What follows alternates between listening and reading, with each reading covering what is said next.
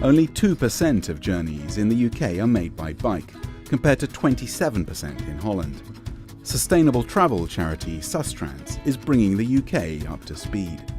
Its Connect2 scheme is extending the national cycling network into the heart of more than 80 towns and cities, making it easier for millions of people to walk and cycle for everyday journeys.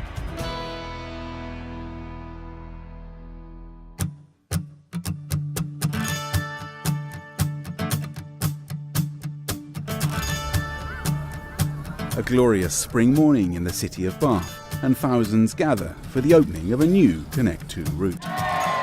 The event marks the reopening of 4 miles of the disused Somerset and Dorset railway line, including 2 former railway tunnels, as a walking and cycling path. The brainchild of a local volunteer group, the scheme was made possible by Sustrans, a nationwide charity that promotes low-carbon travel. Welcome, this is the formal opening of the Bath Two Tunnels Greenway, and you're going to have a simply wonderful experience as you cycle through today.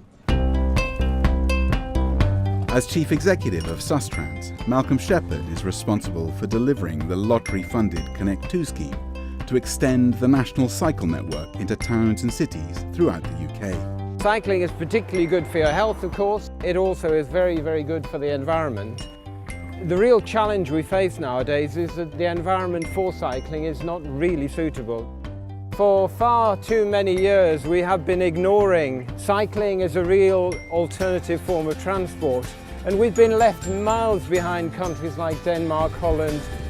Sustrans began in the 1970s as a local cycling pressure group. The charity helped create the National Cycle Network and oversaw its expansion from 5,000 miles in 2000 to over 14,000 miles today. Connect2 started in 2007 as the winning bid for a £50 million lottery grant to improve local travel in 79 communities. The Connect2 scheme is trying to create real alternatives for travel inside communities by addressing physical barriers that actually stop people moving around their towns and cities on foot and on bike. The scheme works with local authorities to make towns and cities friendlier for cyclists, with interventions ranging from street markings and lowered curbs to specially built bridges across roads, rivers and railways. The routes have been strategically located to connect towns and city centres to the national cycling network. I think it's brilliant. We don't have to wait at traffic lights anymore. It's easy for kids to get about. It's easier access for people with disabilities and all.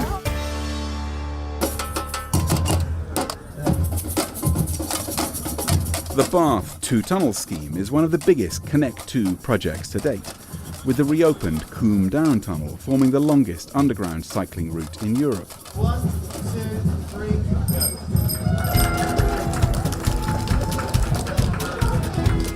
It's absolutely fantastic because it's going to have a flat route out of Bath. It's just going to be amazing.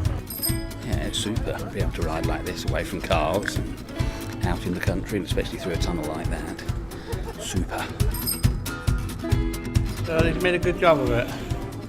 I expect there'll be a pub built at this end one day. Well, we hope there'll be a pub business built. opportunity. As well as providing a new destination for walks and bike rides, the route is designed to reduce the number of everyday car journeys in and out of Bath, a city cut off from its surrounding countryside by steep hills and valleys. I'm applying for a job in Bristol at the moment, and if I get this job I'll be able to cycle all the way from my house to my job without going on a road, and that is just brilliant. Lots of younger people are starting to cycle. I know a lot of my friends have started getting on their bikes to just go to small, local places because it's easier. That's the future. Yeah, we are the future cyclists. We really need to make cycling and indeed walking is just the normal way that people move around their communities. It shouldn't be specialists, it shouldn't be for people dressed in lycra, it should be just the way we travel every day.